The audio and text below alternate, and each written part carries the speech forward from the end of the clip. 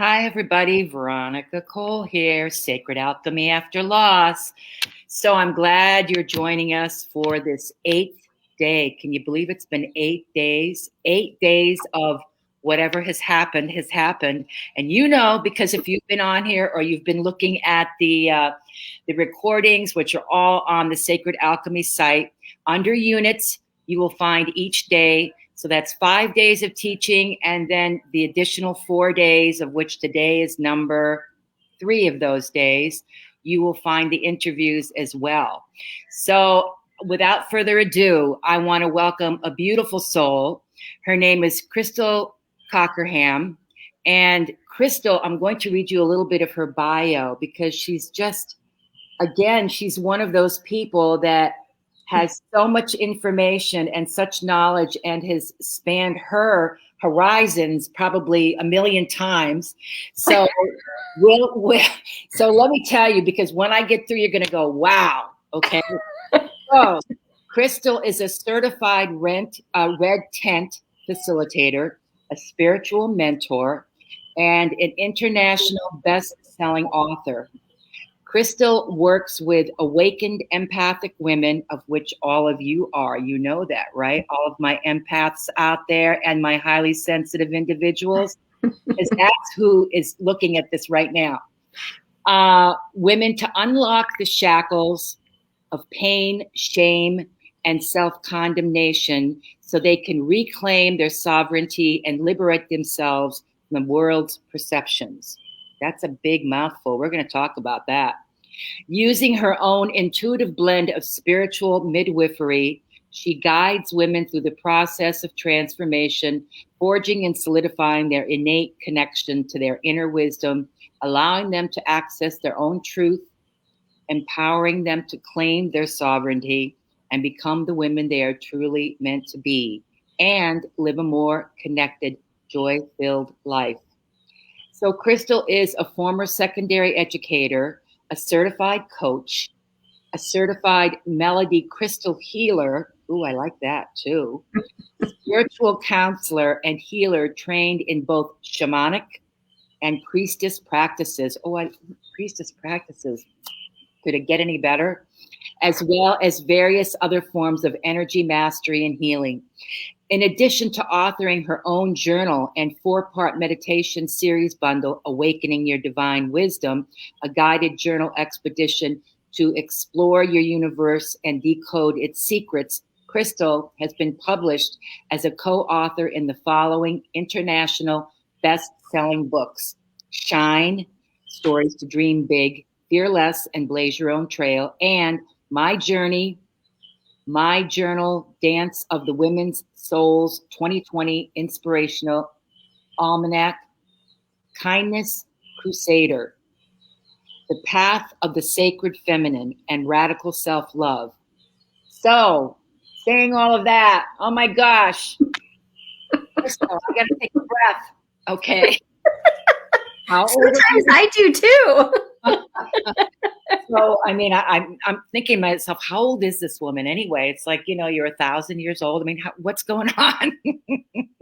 So you've just finally, you've tripped the lights fantastic in terms of your ability to obviously not only work on yourself, but to expand your consciousness. That's obviously your life's work too, right? Yeah. Yep. Yeah. Absolutely. I mean, it's a forever journey, right? It's absolutely. A forever journey. I can't imagine not doing it. I feel like, once you're on the path, if you stop, then it's like, why are you going to keep going? Right? Because it's all about not being in that comfort zone and expanding and growing and becoming more and more and more. So yes. And to answer your question, I will be 48 this year. Oh, I didn't want to answer that question, but okay. Okay. So you've got some wisdom that you've earned through paying your dues, which we all have to do. Yeah. And through consciously working on yourself. And, I've been very fascinated by the idea of goddess energy.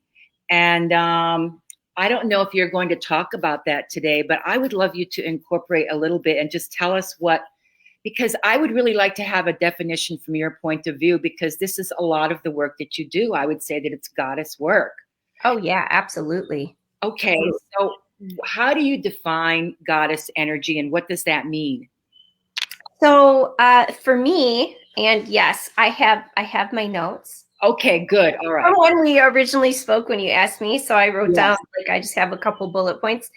So yeah, for me, goddess energy is, within each and every one of us, we have that divine feminine energy. It's an energy. It's not a gender. It's an energy.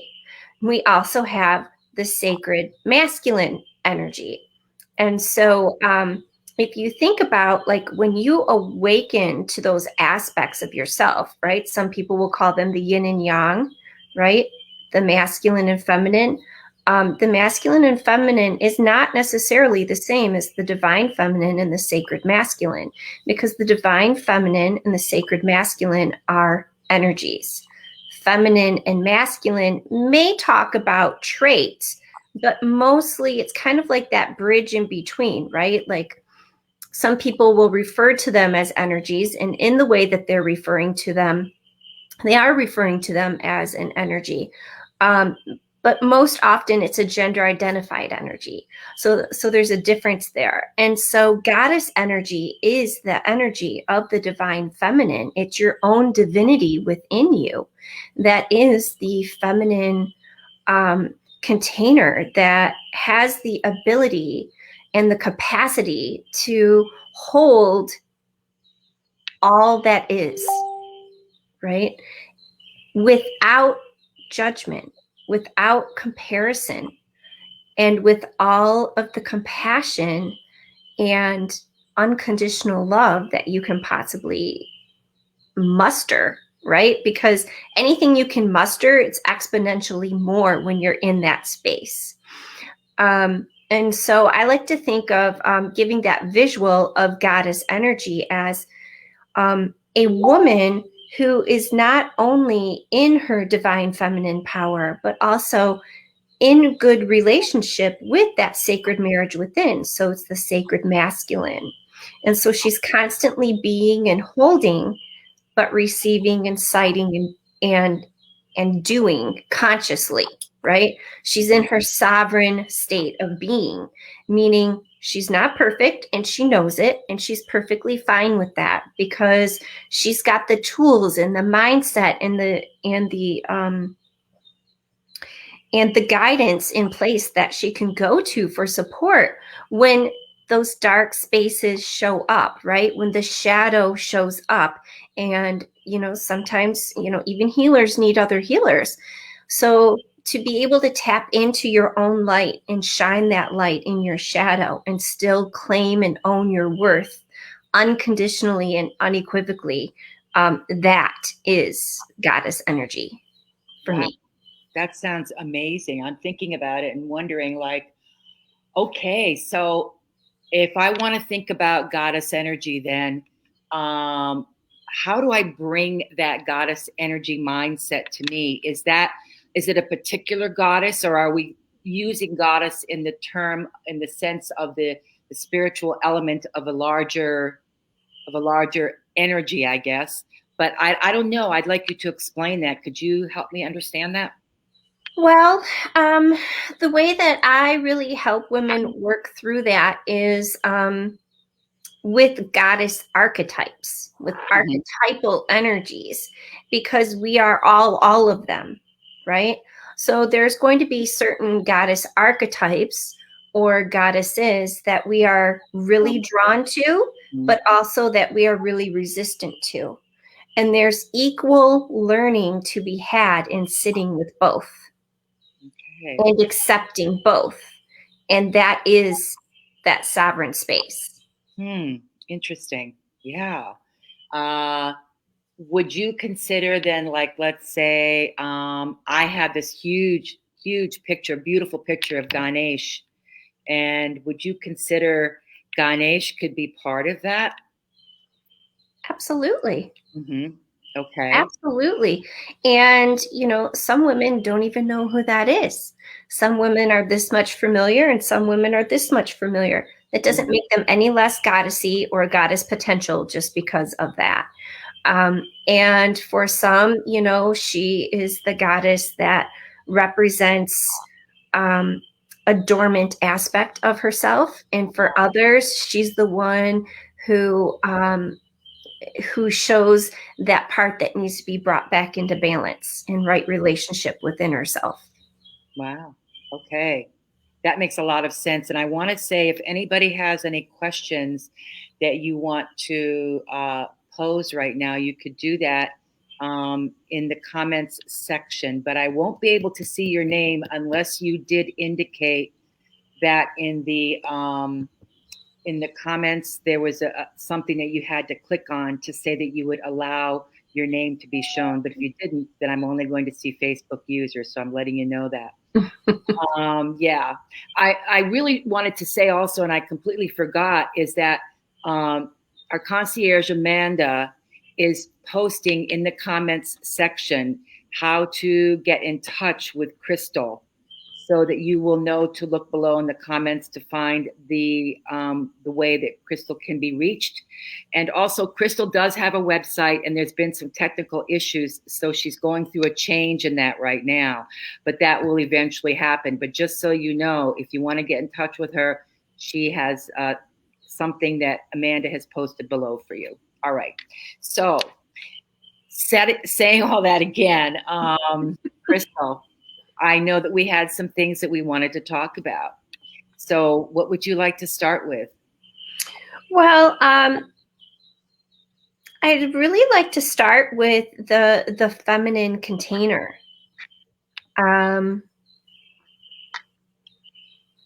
So, in everything that I do, whether I am someone has sought my services for, or I'm just living life, for me, it's all about setting the container.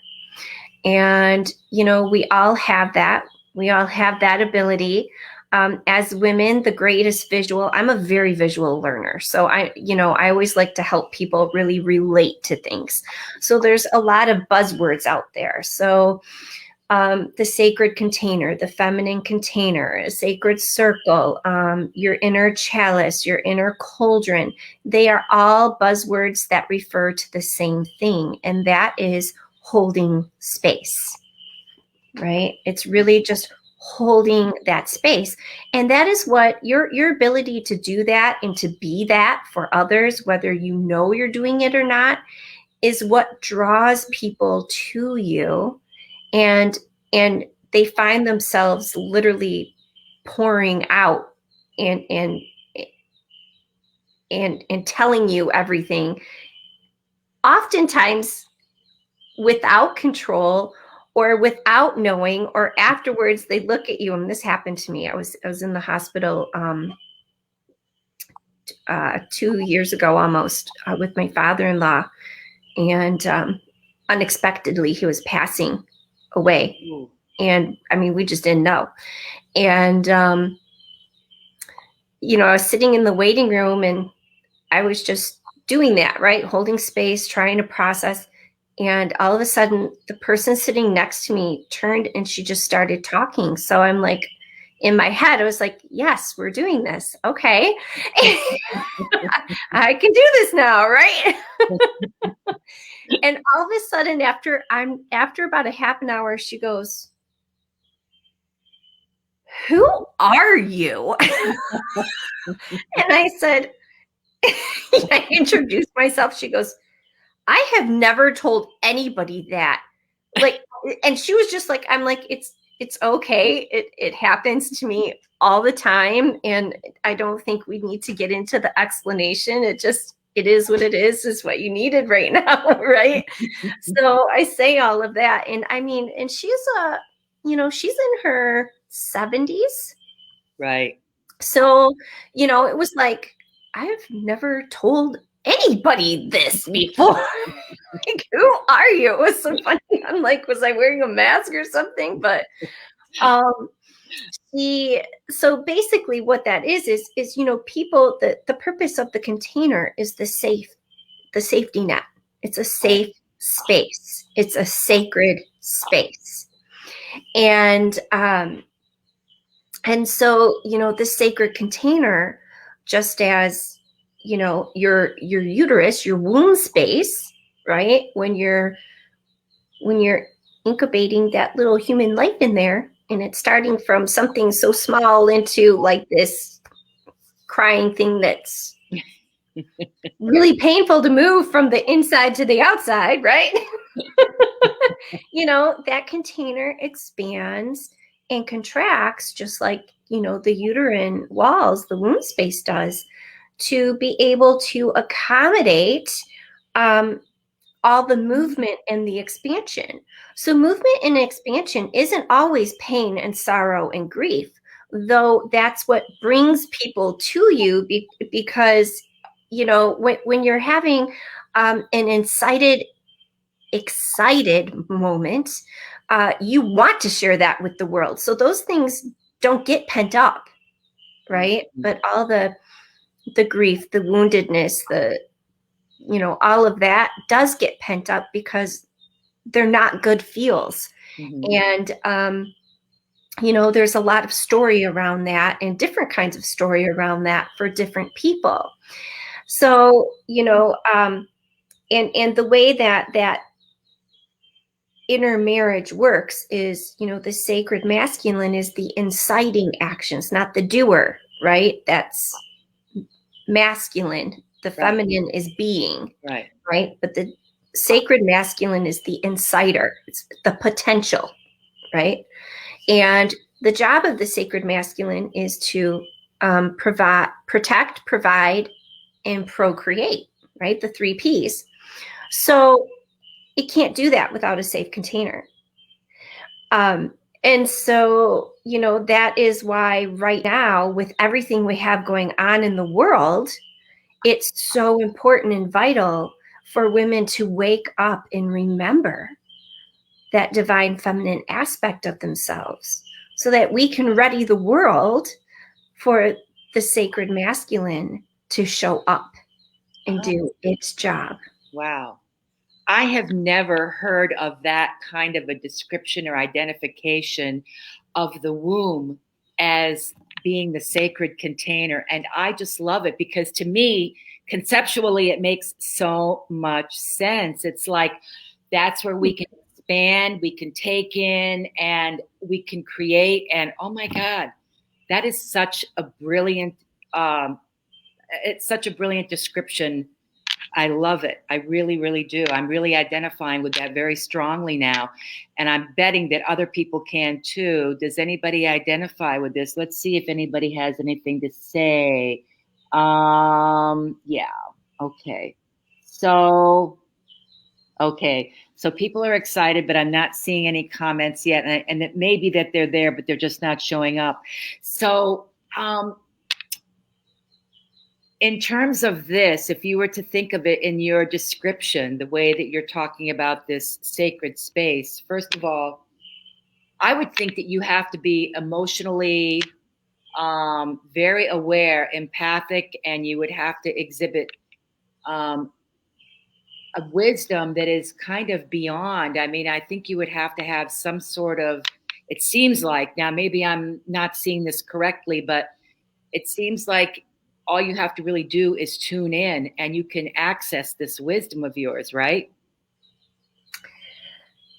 Yes, but it's never just. Right? Oh, well. It always sounds so much simpler than it is. Yeah. So, hi, Jane.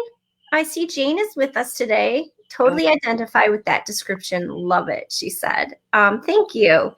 So, yeah, you need, tuning in to yourself is the beginning, because sacred space it's an inside job. That space is with you wherever you go, because wherever you go, there you are. Right? So, there's sacred space as the inside job. So that's all your inner work and trusting yourself, right? Because if you can't trust yourself, then how can you stand in your own sovereignty, whether you're shining your light or in your shadow? You have to trust yourself and trust that you have developed, the ability to feel that inside of you in your space, right? Not just in the core of your physical womb space, but around you energetically. And healers and empaths exhibit that all the time. They just don't have, until they start practicing, all the discernment to help them navigate the waters of all the feels. Right? Because as an empath, you're feeling feels that aren't yours. And so, when you're grief stricken, that's really hard to tease through when you've got your own things going on, and then you're literally being smothered and surrounded by others who are also in their own process around this thing that has brought everyone together. So it does take some practice to do that for yourself, but it's kind of like grammar, right? So we're taught to speak from the time that we can start forming words. But then once we get into grade school and we start learning what a verb is and what a noun is and the proper use of this or whatever, it's stuff that we already know, but then we have to stop and think about it. So first you have to confuse the crap out of yourself, and so that you can tease it apart and look at it, from all of those different angles so that you can know it. And as a healer yourself, Veronica, you hold that space for people. Mm-hmm. I mean, you work with people in deep trauma and loss and real vulnerable, big core wounds. And you couldn't do that if you weren't holding that space and creating that container for them. Exactly. And that's exactly what the community provides too. So in conjunction with what I do, the community also has that energy flowing throughout the whole environment. So yeah, it's part of it. It's part of it. And that's what I feel is where part of the healing element is. But when you talk about this, I see goddess energy now so clearly, and I feel it. I feel like this is the place where, you really want to live as a healer, as a human being, as a woman. You really want to live in that space because it is incorporating all of the universal elements of everything. I mean, you're the container of it. You have it all.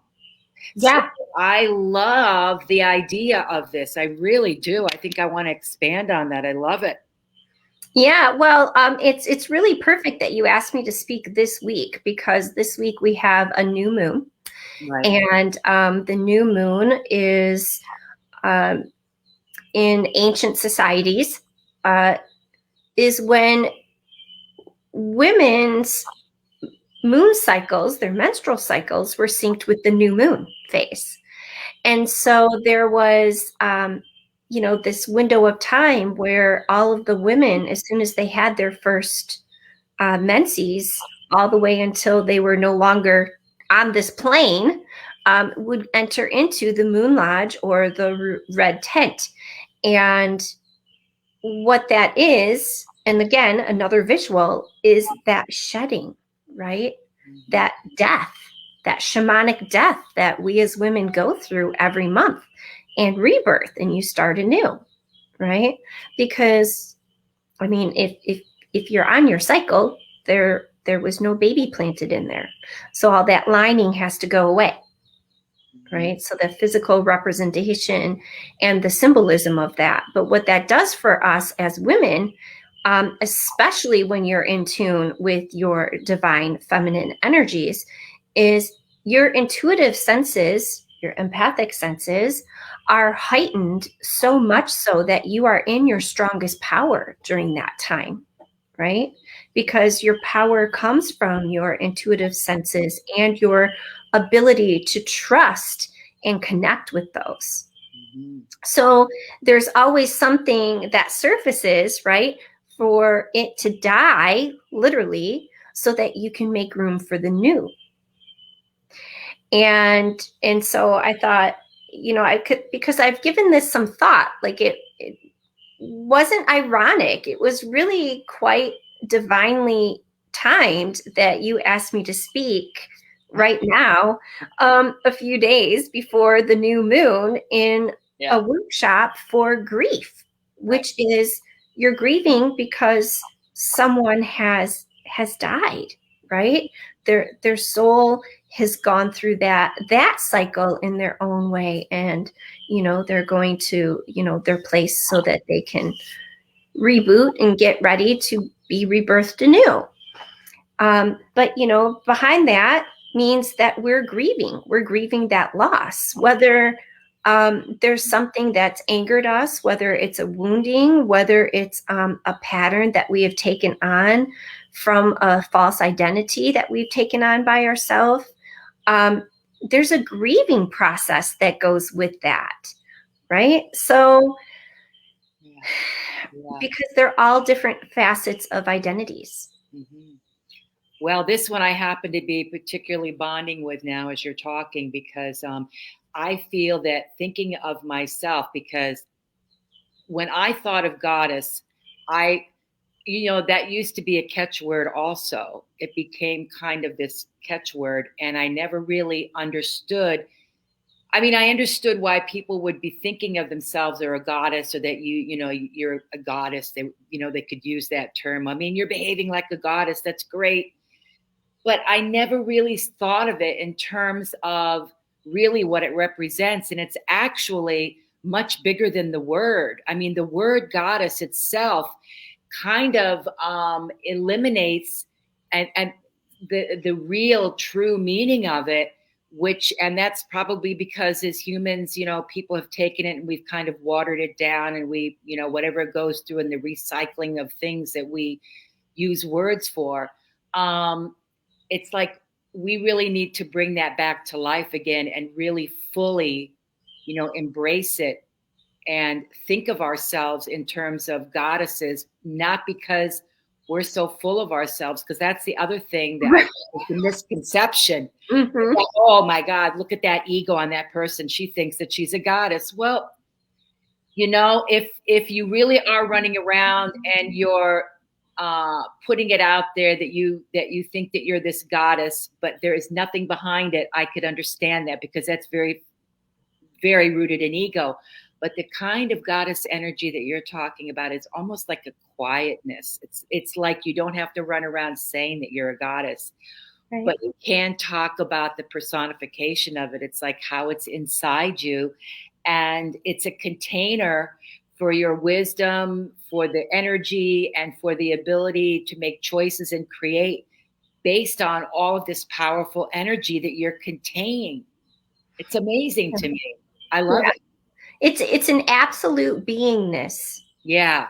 And total. I'm sorry, my guides crack me up sometimes.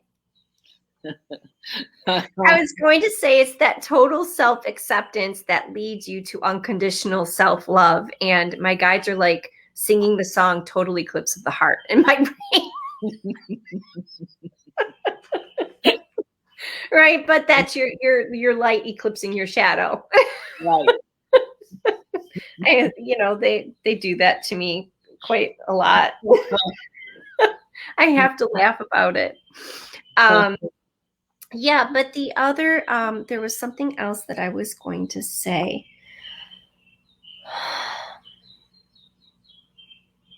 Because you touched on it, so I'm trying to bring it back. You said it's not, I'm so full of myself. Correct, because that's ego. Ego doesn't belong in your goddess energy. Right. I mean, there's no presence of ego there, because you are. It's like the truest essence of you at a soul level, but you're consciously connecting to it and embodying it. Mm-hmm. But there was something else that. But there's another one that's misconceived that people go through, and it wasn't the ego. Darn it. I'm sorry. That's okay. It flew away. Maybe it'll come back, it'll come back, because we're talking about such an important thing that we're identifying with. It's like incredible. I'm thinking that because I think that is a lot of the misperception was the ego. And, people can do that. But then it's also, I don't know, there is sort of a misrepresentation of it that happens. And that is what I think happened. What? I remember it. Okay. Sorry. And thank you. Goddess energy, your goddess energy and the divine feminine is not to be misaligned with feminism as a political viewpoint.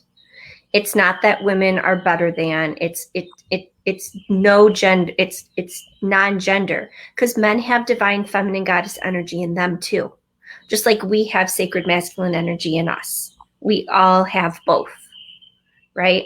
But it's what we, we're born one gender, but that doesn't mean that's how we identify. Mm-hmm.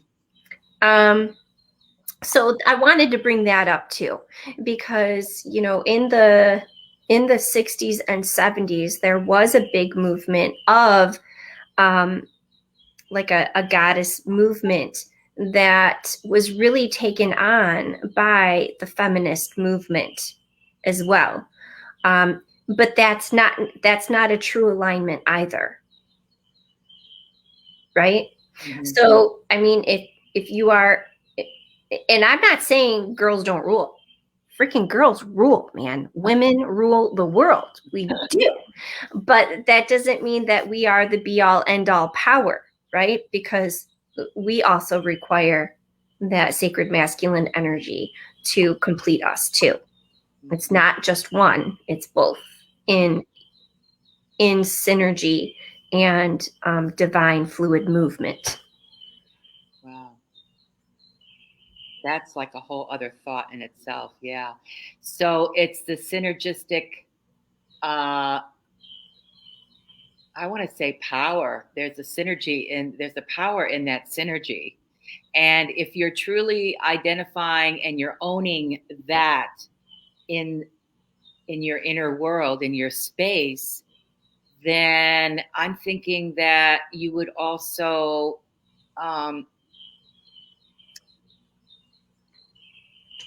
would, like, for instance, a woman identify with the masculine?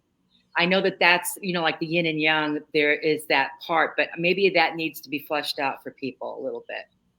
So what do you mean? Can you explain that? Like in other words, the yin is one aspect of it and the yang is the other. And that's the other part of us. Those are the parts of us that are contained. Mm-hmm. But the masculine part of it, or the outer that's bringing it out into the world, I think I just want to have that explained a little bit, because there is something about the explanation that I feel like there needs to be clarity on. It's like, how as a woman, do you identify with that masculine energy that's in you? I mean, what does it look like to you? How could that be? It's like when they're utilizing their intuition, that's probably not going to be masculine. It's probably going to be an aspect of the feminine. But what are some other things that, women would identify with as their masculine energy? Well, it's that, so the sacred masculine is provide, protect, and procreate. Okay. Yeah. Right? So anytime we are consciously co-creating our life through the power of our intentions, right, that we are manifesting for ourselves. Hi, Sue. That is the sacred marriage, that dance of the sacred marriage within coming together. So if you think about it in its simplest terms of giving and receiving, not being and doing, but giving and receiving. Okay. So a big buzzword out there for the last couple of years has been self-care. Right. Okay. self-care is not this materialistic thing that is done. And I have worked really, really hard on trying to really put it in proper context. So if you take self-care and as, the thing, and it's the giving and receiving. Self-care is acknowledging that you are worthy, acknowledging that you have needs, and loving yourself enough to give to yourself and receive from yourself. That is the divine feminine and the sacred masculine working synergistically together. Now, if you take that a little bit further and do some mirroring in the world, so to speak, that is if you are someone who has a difficult time receiving, but you're a giver, you're out of balance with your inner marriage, right? And the other way, if you're more times than not receiving, more times than not you are receiving and not giving, that's also out of balance, right? Neither one is wrong. They show you what it is that you need to look at in order to bring that in right relationship and to balance it out. Because the dance is always both. Okay. All right. That's bringing up a lot of questions for me anyway. Because I identify with what you're saying, and I'm still thinking to myself, okay, so I really would need to go in and look at really these aspects of my personality in relationship, because you were talking about being in relationship with other people.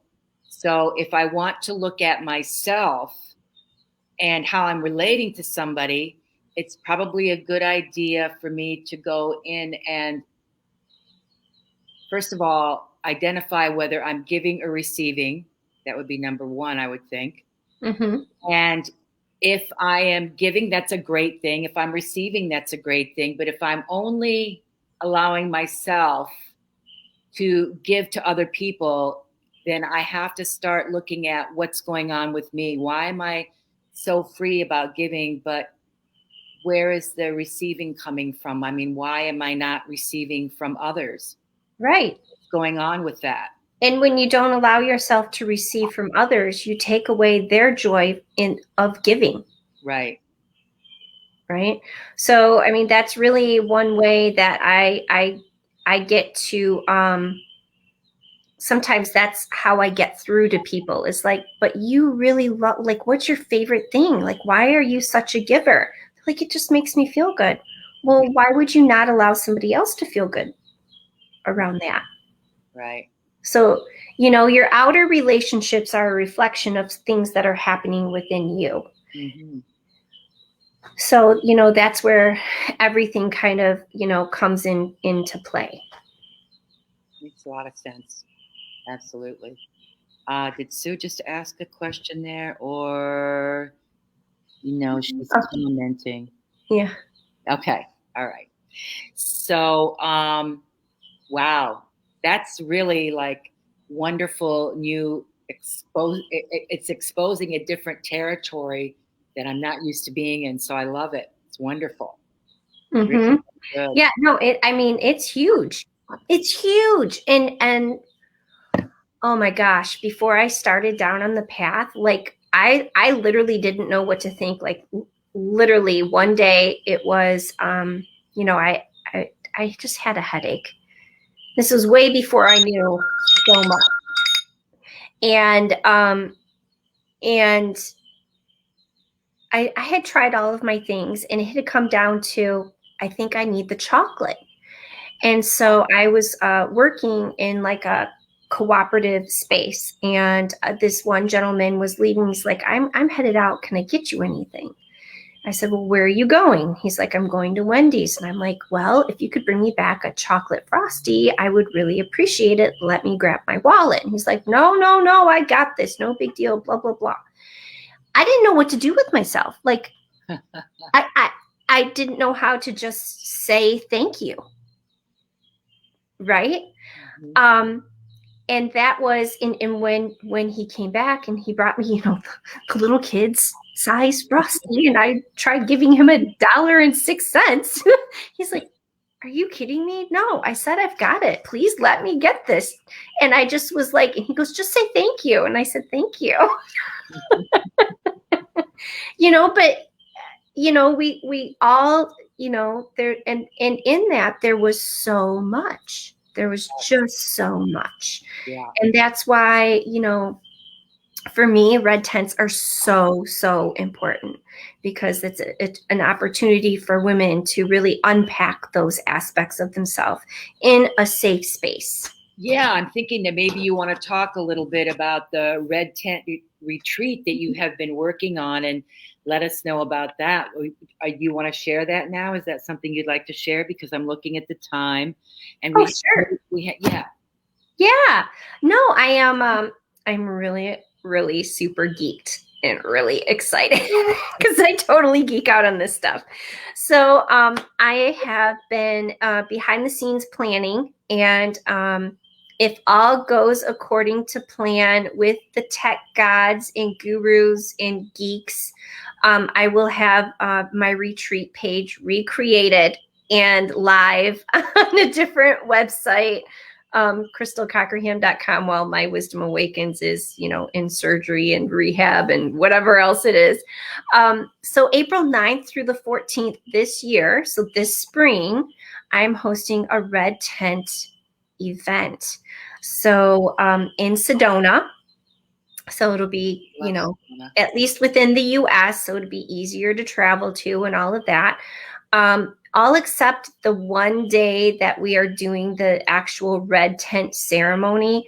All of our gatherings and everything we're going to be doing will be outside. Of course, all of the COVID things are being observed. And it's an opportunity for women to come and join me and initiate themselves into the divine feminine mysteries. And what that is initiating themselves into their own goddess rights. So when I did this, when I went through this for myself, beyond birthing my 3 children, it was the most profound moment of my life. And I didn't know it until it happened. And I was like, wow, it woke so much up in me. And there was a lot that led me to, that point. So, it's a transformative, spiritual, immersive experience. So people are coming and sticky bits are going to come up, and we're going to move through it. And you're going to really be able to tap into your power and embrace and start walking that path of your inner goddess. So I'm really excited about it. Well, I can tell, and it is exciting. I'm just thinking that with you being a priestess, you must have some sort of ceremonial process surrounding this. I'm thinking more than just a regular gathering. There is uniquely sacred about this whole process. Yeah. Oh yes, the entire thing.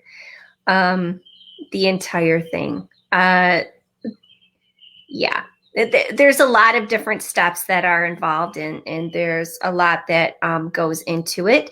But really, it's just women showing up for themselves and trusting themselves and why they followed their spirit's call there, and kind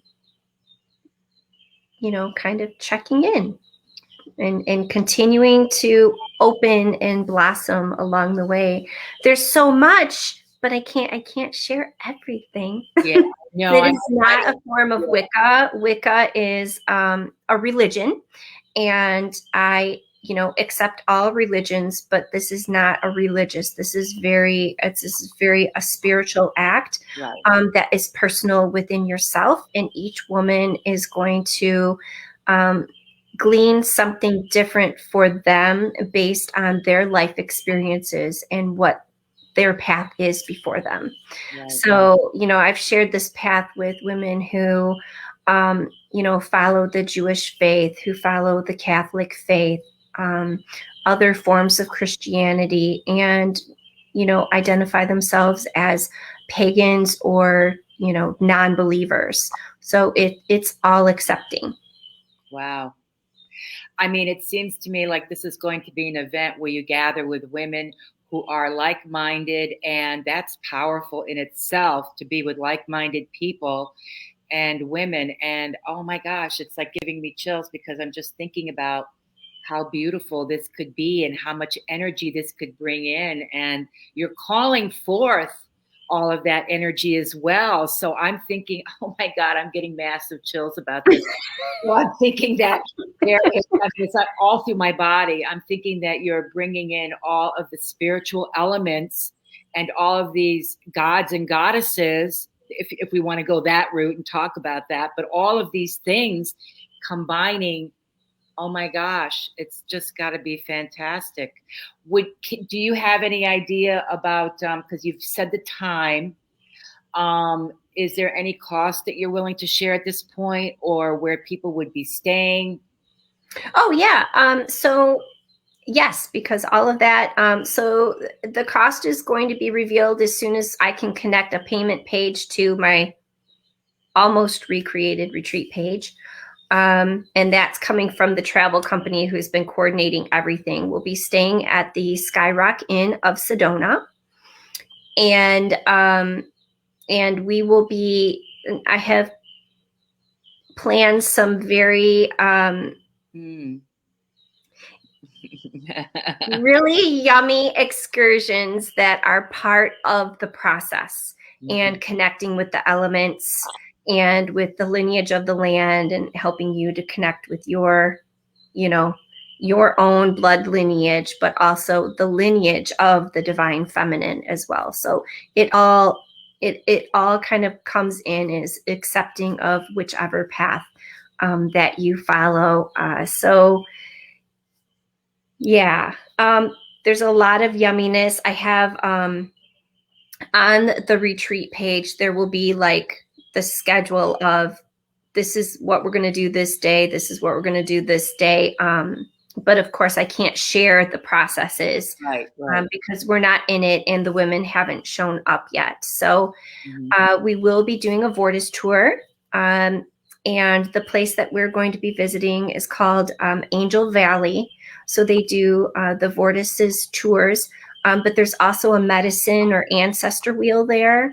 There's a labyrinth that we will be doing a labyrinth ceremony and labyrinth walk.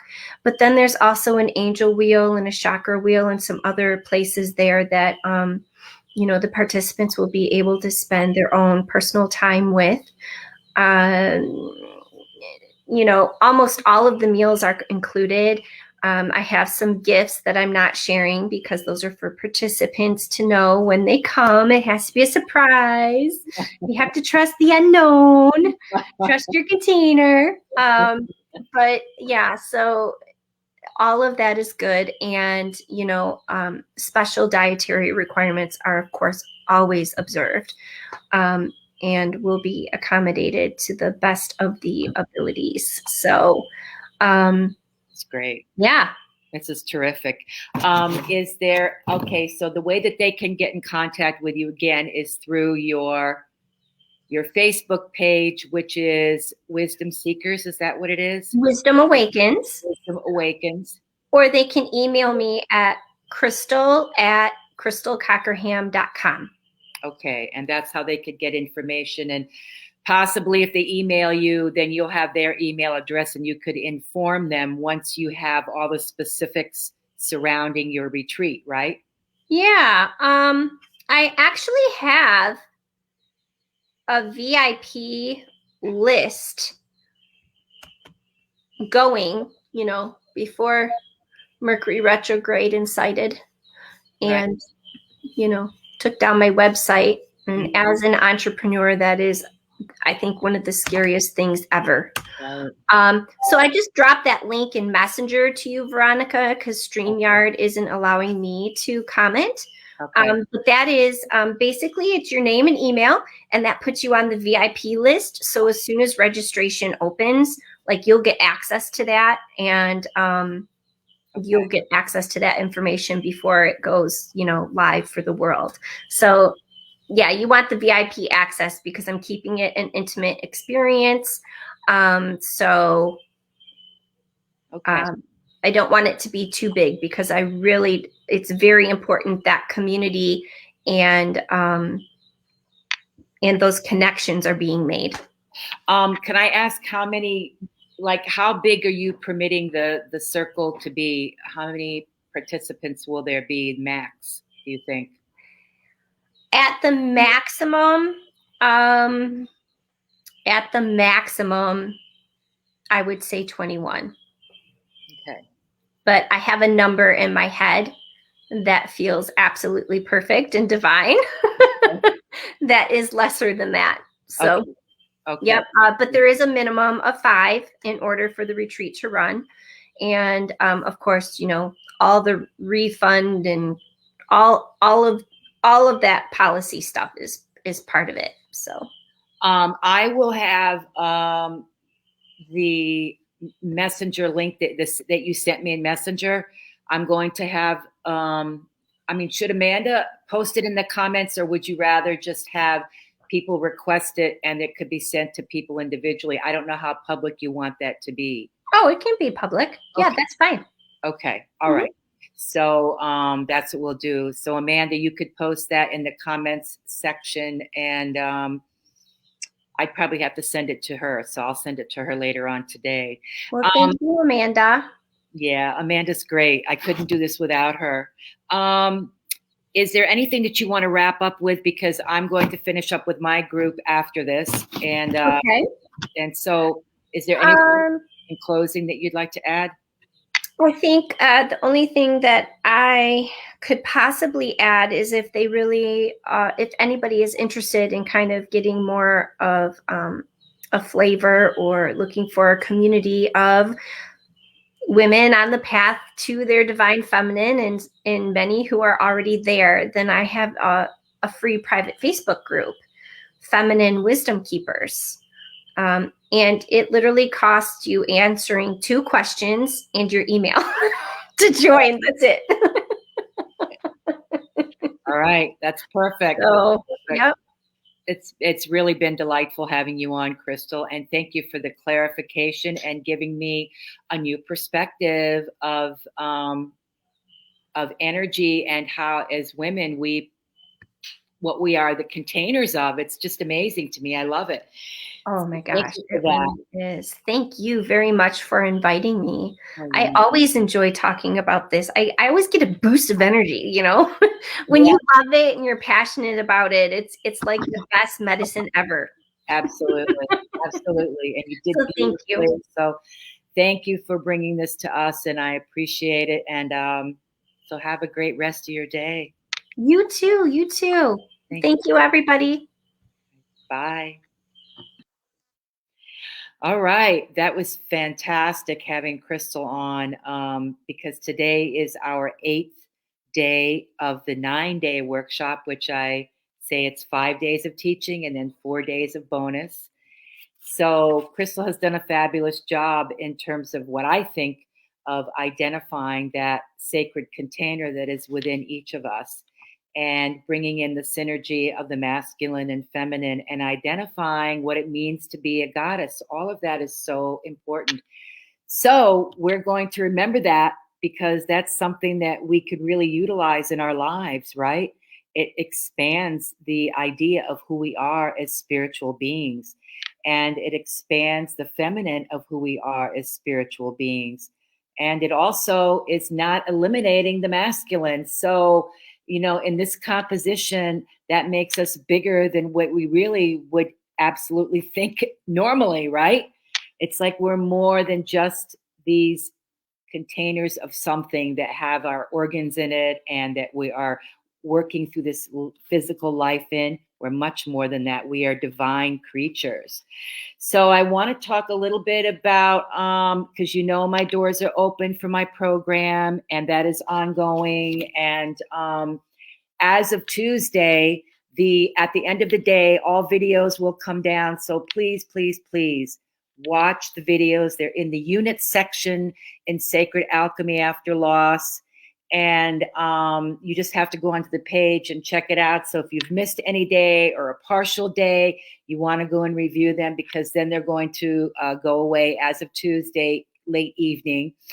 And there is also going to be another person that we're going to be wrapping up this 9 days with, which is Allie Kaus. And she's a phenomenal adornment maker, I guess you would say. But really, she's a metal artist.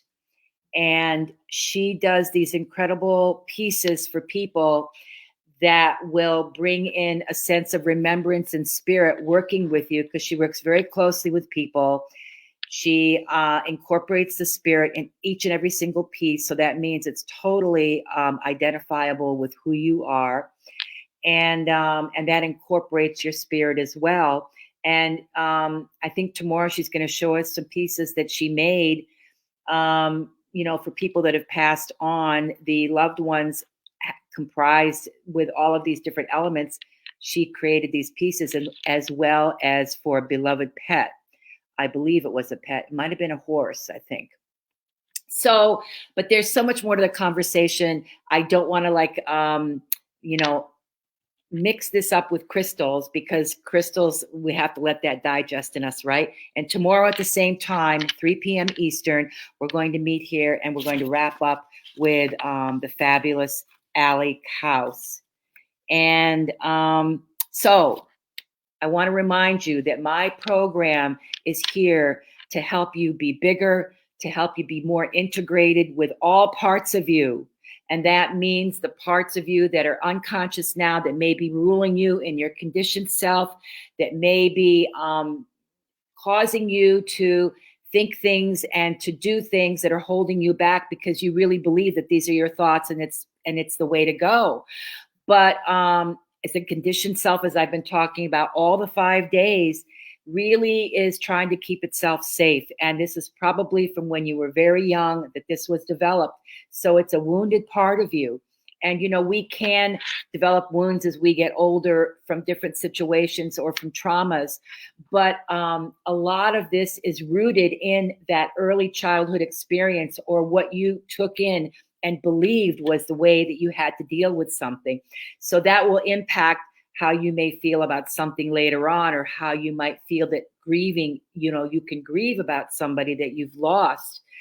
And this is an important element about your ability to work through these very difficult life issues, right?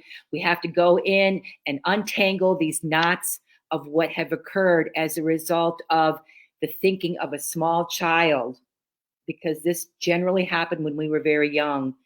And, a small child is not fully developed emotionally. They have a lot of thoughts and feelings going on, because that's what they are.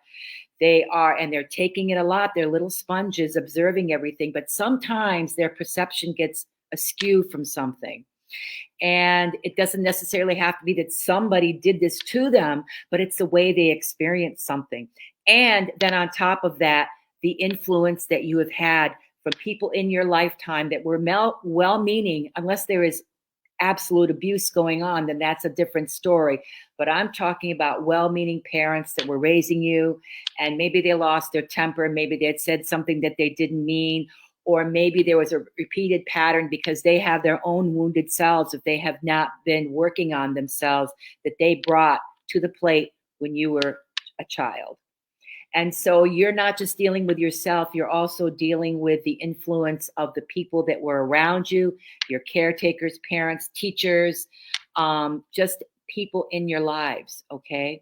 So my program helps you work through these things to free yourself up and to be the person that you really know you are meant to be on this planet, because we oftentimes don't even know who that is until we work through some of these important issues. And also it's the support of the community. I provide a group environment weekly and then an individual session every other week to kind of help work some of these things through that you aren't able to work in the group, or that raise questions for you. And the group is always filled with empaths Those are the people that are attracted to me. Those are the people that I work with. And these people are already on the spiritual path and have been.